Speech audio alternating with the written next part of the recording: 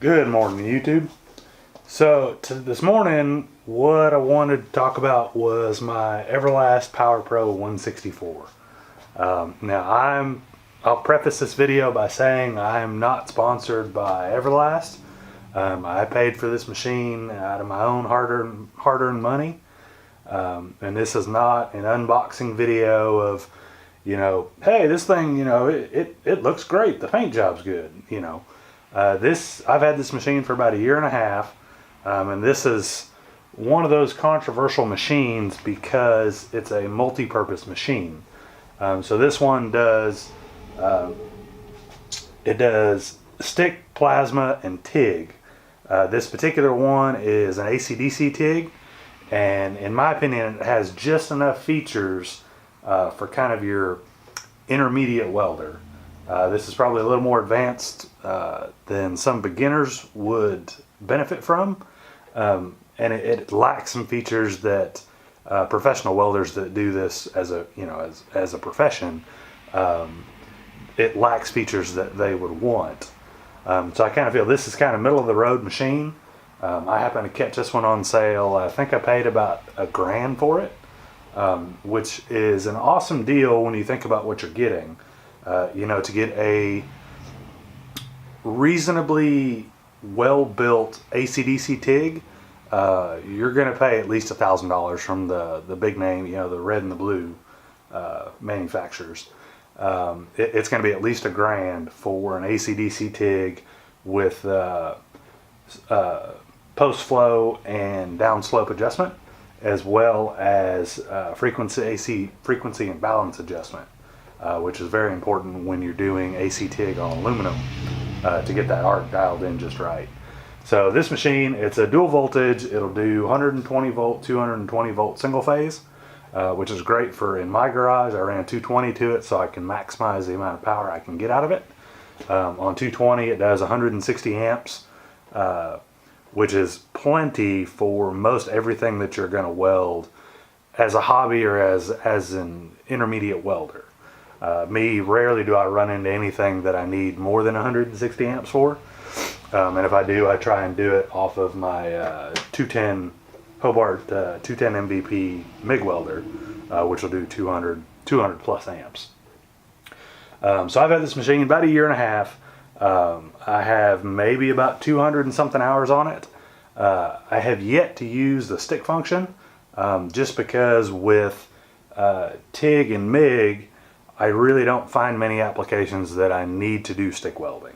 I also have a Lincoln Tombstone welder, the old transformer based ones, if I absolutely need to do stick welding, but I haven't used that thing in probably 8 or 9 months. Just because TIG is so versatile, you can weld virtually anything. And MIG, if I need to do heavy stuff, I can do spray arc on this 210, and it has the amperage to be able to do it. So one thing that kind of pissed me off about this machine when I ordered it, I ordered the one that had the switches here instead of these push buttons, just because I don't like push buttons. There's more electronics involved in it, and I know this thing has a ton of electronics in it, but that's just one more piece that I didn't want to fail. I like mechanical switches, stuff that turns on and off and goes ka-chunk. But after about a year and a half of use, I have no problem at all out of these push buttons. They've worked every time I've had to use them. The little gel coating on top of them has not worn off. The silk screening, which is the lettering on top of them, has not gone anywhere. And that's probably attributed to this little plastic cover that flips down over, I think, all of the Everlast machines that keep everything protected. So this is a 160 amp machine. It's got a built-in air gauge. This is for when you're doing plasma cutting, and it needs a certain amount of air. I think it's like 35 psi at a minimum, and it's got a pressure switch cutout, which is this little indicator here. This will tell you that you don't have enough air pressure to be able to use the plasma cutter, and it just won't engage the plasma cutter until you feed it enough air. So that's a nice safety feature. So we have 2T and 4T downslope. We have the post flow, which is the amount of gas after you let off the pedal or you let off the trigger. In TIG mode, that it flows gas to help the puddle cool and solidify without contaminating it and getting oxygen in there and creating a porous weld. So we have a pulse button. I personally have never used pulse. I have plans to make a rotary table so I can do cylindrical parts a lot easier if I have to do any kind of tubing or anything. And I think that's when I might start using the pulse, but I have yet to have to use it because I learned to TIG without machines that had pulse. So it's got 3 options for pulse. It's got off, 1 Hz, and 25 Hz. Unfortunately, it doesn't have a dial to where it's adjustable so you can fine tune the pulse you want. But I'm sure with like a rotary table you can get that dialed in pretty easy.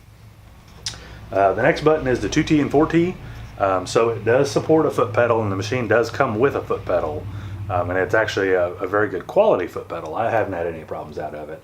And the AC or the TIG torch that comes with this machine comes with the 4T button. I don't like those buttons. I always like the foot pedal, especially when the machine is capable of a foot pedal out of the box. A foot pedal is just so much nicer in terms of control, because a foot pedal you can ramp in and out your amperage.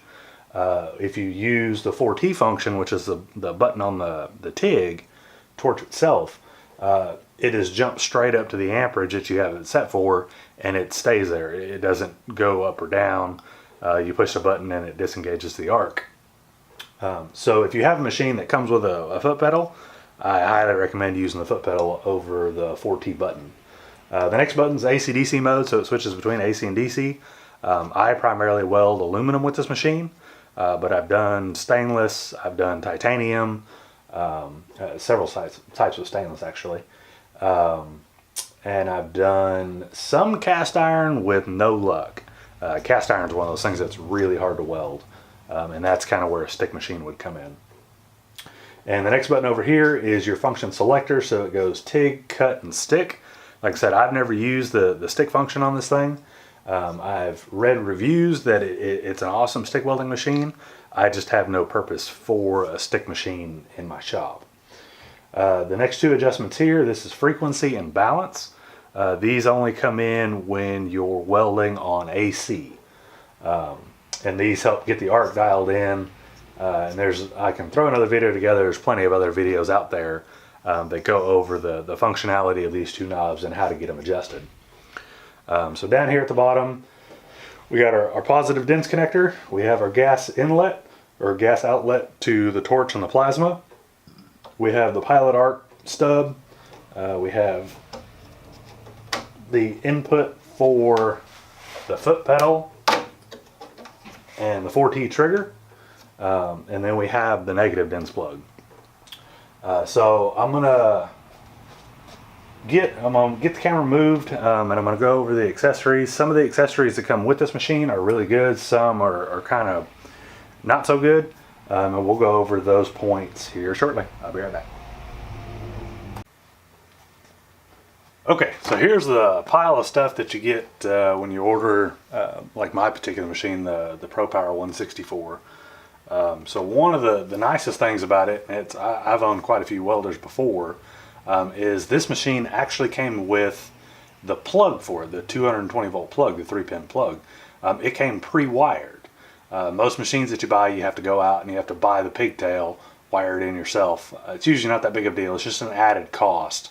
But this one here came with the pigtail already installed out of the box. So you pull it out of the box, plug it in, you'd be up and running in about 15-20 minutes if you had the gas for it. So it does come with this adapter because it is a multi-voltage machine. So this will take it from the 220 plug to the 115 volt plug. So if you plan on taking this outside of your shop somewhere, or somewhere where they don't have 220 volt power, or if you don't have 220 volt power in your shop, you can use this, just plug it right in, and it gets you up and running. You won't be running at full amperage capability, but it will get you up and running or get you out of a pinch. So that's an extremely nice feature and an added cost that they probably didn't have to do, but I'm glad that they did. So another piece it comes with is the foot pedal, and it just has the connector here that plugs into the front of the machine. This foot pedal, I use it exclusively. I don't use the 4T function, so this gets used quite a bit. I have no issues whatsoever out of this foot pedal. It appears to be very well built. It's been abused, it's been dropped, it's been kicked around.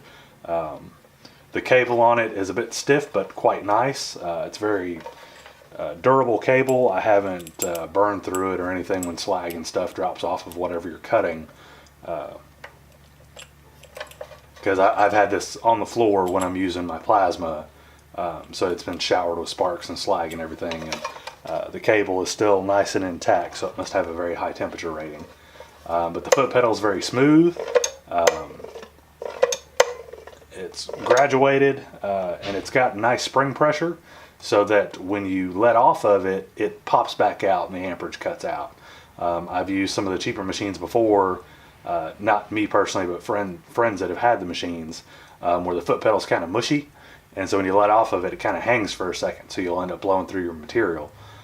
Or the control in the foot pedal when you're pushing the pedal, it's not smooth. It kind of jumps around, it's jittery, but this foot pedal here is extremely smooth, and I'm very happy with its performance, especially considering it came included with the cost of the machine.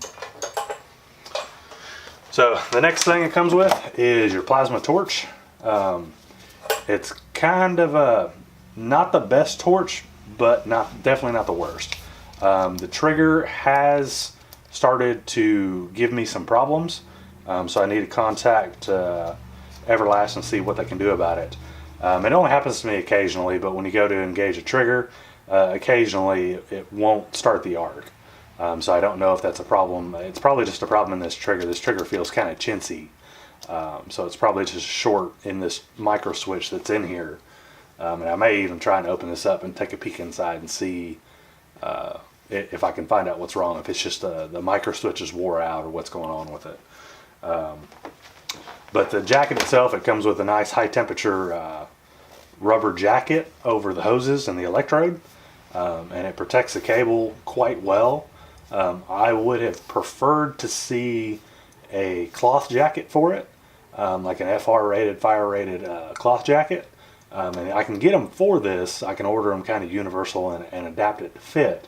But I would have liked to have seen that out of the box.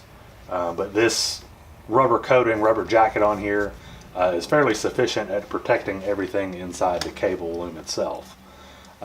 It does come with some consumables. You'll want to order replacement tips.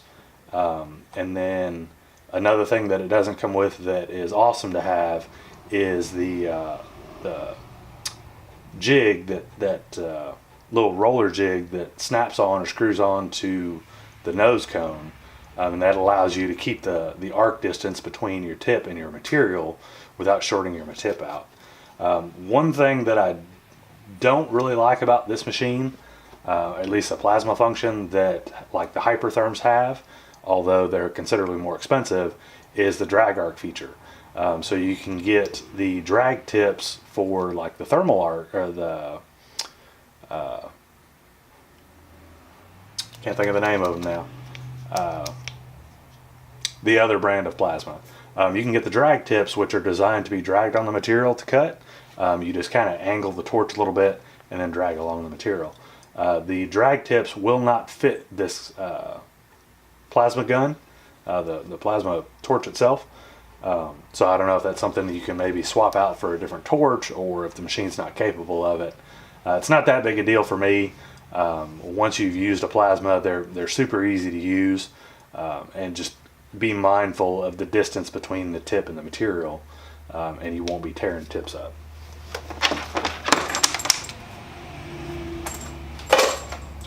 So here is the stick welding stinger.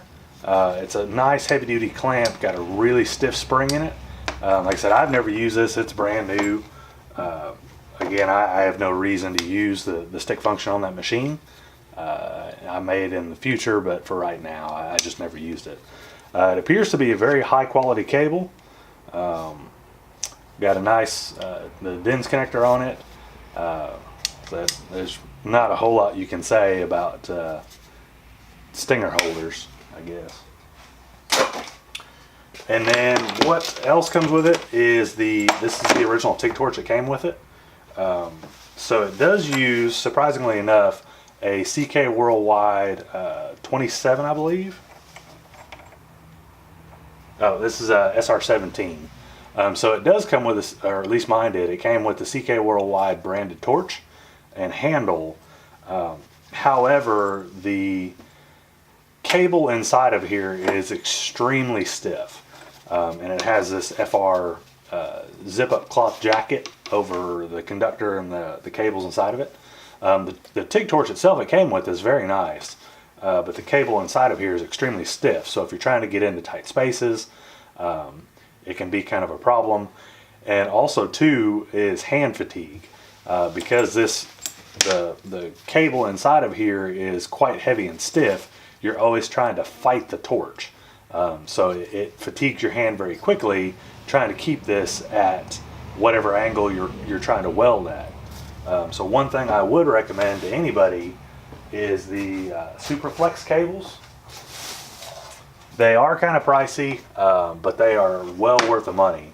So they sell one that already has the correct DIMS plug in it, and it has the gas connector that fits the Everlast machines. And if you look up online, if you look in the welding compatibility chart for these cables, you can order the one for the Everlast machines that have this the correct gas fitting already attached to it, so you don't have to buy the connector separately. I have a CK Worldwide Series 17 torch on here, and the nice part about these cables is it's extremely flexible and it's very soft. With the original TIG torch that came with it, if you open this up, it's got two wires in here. So it's got the copper electrode that carries the current, and then it's got a gas hose that goes over it. So it's one piece, but then there's also the 4T wire that runs up through here too, and that's for the little trigger button that I have removed on this torch. But if you get like this, the Superflex cables, they're very flexible, they're very nimble. You can wrap it around your hand, and it greatly reduces the amount of hand fatigue that you have. So you can get in tight spaces, and I can weld for several hours with this cable without having any type of hand or arm fatigue, to where 5 minutes of the torch that came with it, you know, my hand's cramping up and I'm tired, and it's just not conducive to producing quality welds. So this is one accessories that I'd highly recommend for any TIG. It doesn't matter if it's an Everlast or Miller or whoever, is to get you one of these cables. And I can put the link where I got this down below. I got this from HP, I believe hpwelding.com. Jody from weldingtipsandtricks.com is who I took the recommendation on this cable and torch setup from, and he has all the links on his page as well. So those are my views on the machine. Like I said, it's been a solid machine for me. I've had zero problems out of it. The only mentionable thing that I can think of is the switch on the plasma torch, you know, kind of being intermittent, but that may be just a wear and tear item. I mean, I have had the machine for a year and a half. I have probably 150 or 200 hours on it, so it's seen quite a bit of use, and heavy use at that, because usually when I'm plasma cutting stuff, I'll cut stuff for 30-45 minutes at a time, and I'll just about max out the duty cycle on that machine. So if you got any questions, post them below. I'll try and get them answered. If you like this video, please rate, comment, and subscribe, and we'll see you next time.